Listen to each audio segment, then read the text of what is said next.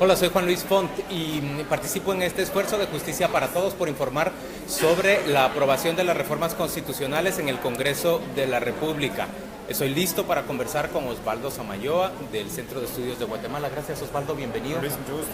Un abogado con grandes conocimientos de todo nuestro entorno jurídico y queremos platicar con él sobre el procedimiento que se está siguiendo el día de hoy, pero un poco más allá también sobre lo que significa en términos políticos y las consecuencias que puede tener la aprobación de la reforma al sistema de justicia propuesto por la Comisión Internacional contra la Impunidad y por el Ministerio Público, que cuenta con el aval y el apoyo presunto tanto del organismo judicial como del organismo ejecutivo y del entonces presidente del legislativo. Osvaldo, pero esos apoyos parecieran más inciertos que ciertos.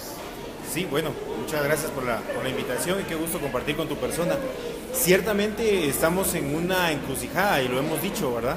Estamos viendo la promoción de un proceso de reformas a partir de los entes estatales que no quieren ser reformados porque ellos se han beneficiado precisamente de ese sistema de justicia tal y como se ha mantenido hasta ahora. Sin embargo, hemos encontrado una buena iniciativa de la población a partir del 2015 en impulsar un proceso de reformas. Al mismo tiempo hemos encontrado una buena iniciativa de los pueblos indígenas de participar en un diálogo abierto para la propuesta sobre reformas constitucionales, y eso nos ha dado un panorama social adecuado que presiona a los entes del poder a que lo puedan hacer. Hoy 128, 129 diputados están en el Congreso. Estos 128 diputados tienen la presión social, pero tienen la presión de sus financistas, quienes ayer dieron una conferencia de prensa y dijeron: no apoyamos las reformas al pluralismo jurídico. ¿Te estás refiriendo al sector privado organizado en el CACIF? Sí. Tenemos que admitir que los partidos políticos tienen financiamiento privado, por lo tanto las candidaturas también, y ese financiamiento privado tiene o necesita de grandes capitales que se necesitan. No hay otro ente económico en el país tan fuerte y poderoso como ellos para poder financiar este tipo de actividad política. Déjame preguntarte directamente, ¿hay alguno de los argumentos de CACIF que te parece atendible en lo que han dicho en su conferencia de prensa y en lo que ha expresado en una columna el actual presidente del CACIF, el señor González Campo? Yo diría que más que atendible, me parecen argumentos que lo único que denotan es desconocimiento, es poca formación, es un proceso histórico de ver las cosas desde un solo punto de vista y no verlo desde la pluralidad que compone el país. Voy directamente a lo que ellos decían. Por ejemplo, ellos planteaban la duda respecto a si la jurisdicción indígena va a tratar todo tipo de casos, incluidos casos del orden mercantil, civil y de cualquier tipo, no solo lo penal. Sí, tiene que atender todo tipo de casos, pero esa atención en cuanto a todo tipo de casos conlleva parámetros de coordinación con el sistema de justicia ordinario, que es lo que precisamente están promoviendo las autoridades de pueblos indígenas. ¿Y cuáles son esos parámetros de coordinación? ¿No es razonable conocer esos parámetros de coordinación antes de darle el sí a la modificación al artículo 203 de la Constitución? Lo que sucede es que supongamos que el CACIF diera estos parámetros de coordinación, o que vinieran las autoridades ancestrales y ellos dieran los parámetros de coordinación, estaríamos viendo la imposición de un sistema sobre otro. Lo que promueven las autoridades indígenas es, una vez reconocido constitucionalmente, nos obliga a sentarnos y a discutir cuáles deberían de ser los parámetros para coordinarnos y no buscar quién manda a quién, sino un equilibrio de los dos sistemas. Vuelvo sobre el argumento, no podemos hacer esa coordinación previa a la aprobación de las enmiendas al artículo 203 sin que suponga la imposición de CACIF o de las autoridades ancestrales, sino una mesa de diálogo apropiada para generar esa coordinación. Yo te diría que lo hemos intentado y se ha intentado en la virtud de haber ratificado diferentes instrumentos internacionales, los cuales ya guían y orientan cómo deberían de ser estos parámetros. Las autoridades ancestrales han tratado de darle seguimiento a esos parámetros y lo han exigido permanentemente. Lamentablemente no han sido atendidos. ¿Por el organismo judicial? Por el organismo judicial en algunos casos y también por el Ejecutivo y el Legislativo, quienes tienen obligaciones también al tenor de esas ratificaciones para poder desarrollarlo de forma adecuada. Entonces, se ve oportuno que entrando a la Constitución, que quedando expreso en la Constitución, ahora sí hay obligación de sentarse a poder generar una discusión de coordinación de materia en razón de persona, en razón de territorio, e incluso con algo que decía la Corte de Constitucionalidad muy importante el año pasado, en razón de la consulta a los pueblos indígenas también sobre negocios o desarrollo industrial dentro de sus propios territorios. Ahí hay un ¿verdad? temor de fondo que expresa el sector privado, aunque no lo hace con la elocuencia necesaria. Ellos temen que el sistema de propiedad privada, el derecho de propiedad privada, se encuentre en riesgo ante decisiones de la autoridad ancestral o de la jurisdicción indígena, por un lado. Y por el otro, que se establezca una especie de jurisdicción territorial que le otorgue a estas autoridades un control sobre recursos naturales e incluso sobre tierras privadas, digamos, que se opusieran a que una finca sembrada de palma africana siguiera funcionando en determinado municipio o determinada aldea como una plantación de palma africana. Claro, y creo que son temores, como te decía al principio, también que demuestran claro desconocimiento sobre lo que es la jurisdicción indígena. En este caso y hasta ahora, la jurisdicción indígena está atendiendo casos o soluciones analíticas de casos concretos para poder llegar a conocer estos grandes casos a los cuales ellos tienen miedo. Necesita de un proceso más reflexivo, digamos, dentro de su construcción que tiene, y esa construcción solo se va a permitir, sí, y solo sí, se les permite también esa participación en la toma de decisiones. Hasta ahora lo que hemos visto es la privatización de los recursos naturales a partir de grandes capitales sin la consulta previa, y te lo diría así, sin hacerlos también partícipes de las ganancias de lo que esto implica. Las regalías que el Estado recibe deberían ciertamente ser redistribuidas en la comunidad, y eso no se da. Yo estoy totalmente de acuerdo. A pesar de que solo es el 1% también, ¿verdad? Yo estoy totalmente de acuerdo con vos en esto que acabas de decir, en la necesidad de que el uso de los recursos naturales, que son propiedad de la nación, del Estado, sí, beneficie no solo a los inversionistas, sino beneficie también a la comunidad y ojalá a la sociedad en general. Pero te vuelvo a traer claro, al punto. ¿Se va a resolver esas discrepancias en las que vos y yo podemos tener una opinión vía la autoridad ancestral? ¿No resulta acaso razonable de parte del sector privado que expresen estas dudas y por lo tanto sus temores? Cuando incluso vos y yo tenemos dudas respecto a cómo va a funcionar. Completamente. Expresar sus temores es válido. Creo que es, digamos, hasta normal decir, bueno, tengo temor a esto.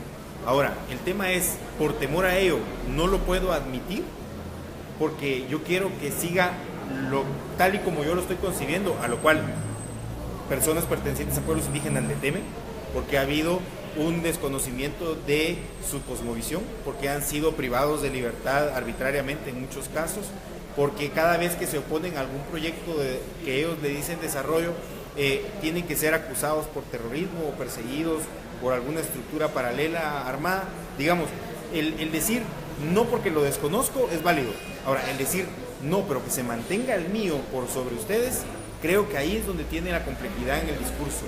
¿Verías más válido en cambio que se dijera, no ahora, pero iniciemos el proceso para conocernos apropiadamente y pongámonos un plazo, yo no sé si ese sería de 6 meses, 3 meses, 1 año, no sé cuál, para alcanzar ese acuerdo? Digamos, viniendo de ellos, sí, sería más válido decir, lo desconozco, por favor, construyamos, informémonos y démosle paso a...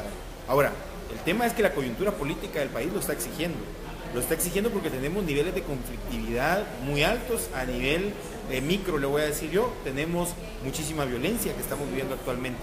Y el sistema de los pueblos indígenas está resolviendo muchísimo de estos casos. ¿Crees que esos niveles de conflictividad se menguarían o se desvanecerían con el reconocimiento pleno sí, de la justicia indígena? Yo creo que sí, el Ministerio Público solo tiene, o la Corte Suprema de Justicia porque veo tiene, que muchos otros sectores temen que más bien se incrementen esos niveles. No, yo creo que se podrían incrementar en virtud de que se van a visibilizar más, porque va a haber más confianza de la gente de acercarse a su autoridad, porque sabe que la resolución que tome va a ser una resolución válida para resolver el conflicto que tiene, que por ahora quizá esté callado. Normalmente, cuando se reconoce un sistema de justicia o se fortalece, incrementa el número de denuncias, no porque no existieran, sino porque la gente no tenía la confianza de acudir, sabiendo que lo que resolvieran no necesariamente le iba a otorgar su derecho. Es posible que se incrementen cuantitativamente, es decir, estadísticamente, porque la gente diga, qué bueno, ahora puedo ir con ellos porque me van a resolver realmente el conflicto. Que se visibilicen más que se incrementen. Exacto. Osvaldo, estamos centrando toda la discusión en torno a la reforma constitucional al sistema de justicia en el artículo 203. Sí. Pero la verdad es que la reforma es más ambiciosa y más profunda que estrictamente el artículo 203 de reconocimiento de la jurisdicción indígena. ponemos en riesgo la reforma completa por la aprobación del artículo 203 y por una consulta popular en la cual puede terminarse votando toda esa reforma frente a un electorado tan conservador que en 1998 votó justamente en contra incluso del reconocimiento de los idiomas indígenas. Yo creo que lo ponemos en riesgo si solo así seguimos el discurso que nos han estado dando permanentemente por algunos medios de difusión, precisamente estos sectores más conservadores, digámoslo así, o más tradicionales. Creo que no debería ponerse en riesgo a partir del entendido que somos una sociedad plural, de la concepción misma de que para poder convivir en paz necesitamos de la resolución de todo tipo de conflictos y que eso requiere agotar o utilizar todos los mecanismos. Hay un punto clave que te lo digo rápido. Actualmente la Constitución dice que la justicia se aplica de forma exclusiva por la Corte Suprema de Justicia. Quiere decir que ni los tribunales de arbitraje de la Cámara de Industria son válidos. Ni siquiera las resoluciones de ellos emiten son válidas. Mientras que en la reforma del 203 se está reconociendo también estos tribunales de competencia privativa que pueden resolver la conflictividad de manera arbitraria. Osvaldo, ¿estarás de acuerdo conmigo en que este discurso que acabas de plantear respecto a la necesidad de aprobar no solo la jurisdicción indígena, sino la reforma de justicia en términos generales, requiere de ser vendido o de persuadir a la población, sí, al electorado? Estoy de acuerdo. De ese discurso.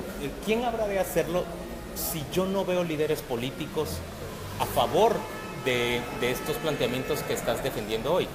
Hay una autoridad de pueblos indígenas de Totonicapán que me dijo un día, a veces no tenemos que buscar en otros lo que podríamos o necesitaríamos escuchar para convencernos. A veces requerimos de nosotros mismos sentarnos y meditar un momento y darnos cuenta de que somos seres humanos, que convivimos en el mismo espacio y que en ese espacio lo que necesitamos realmente es que todo aquello que sea conflictivo podamos dialogarlo y podamos resolverlo. Nos tenemos que convencer a nosotros mismos que si queremos ser una sociedad diferente, fuera de los parámetros de violencia, con el respeto hacia los derechos, necesitamos de todos estos mecanismos. A mí no me cuesta entender eso, pero estoy seguro que una mayoría de la población tiene una idea, tiene unos temores bastante arraigados, sí. Cada vez que se habla de conceder derechos o reconocer derechos a la población indígena. Entonces se requiere un proceso de persuasión hacia ese electorado. Hay que persuadir. ¿Quién lo va a llevar a cabo? ¿Quién lo va a desarrollar? Esa es una tarea muy compleja, no tenemos liderazgos para hacerlo, como bien decías.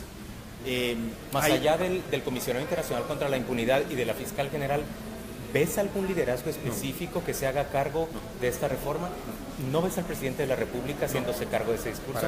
¿No ves al presidente del Congreso? Tampoco. ¿No ves, por ejemplo, a la líder de la oposición, a Sandra Torres? No, a ninguno de ellos los puedo ver liderando ese proceso. Y es más, mejor que no lo lideren, porque creo que lo contaminarían más de lo que podrían apoyar.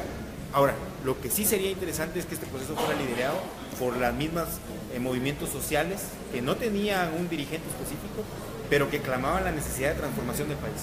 Ojalá esos sectores, esos movimientos sociales, esos movimientos más populares que se lograron integrar y entendieron más, pudieran unificarse y pudieran llevar una sola voz todos juntos para poder hacer este tipo de cambios. Estamos a punto de terminar esta conversación, pero yo quiero preguntarte, ¿tu expectativa es que hoy se apruebe la reforma constitucional completa o que se apruebe solo una parte? Creo que se aprueba solo una parte. ¿Crees que pasa el artículo 203 modificado? Lo veo difícil. Creo que va a requerir más discusión y creo que va a llevar, es posible, porque se los permite la legislación, que aplacen el 203 y que discutan todo lo demás, que salgan de lo demás y que dejen el 203 para de último, conociendo de que hay otras bancadas o diputados individuales que tienen algún otro tipo de enmiendas. Y para respetar ese proceso es posible que quieran dejarlo así. Que pospongan el 203 y aprueben otros. Osvaldo, gracias por acompañarnos el día de hoy y gracias a ustedes por tener su atención en esta transmisión.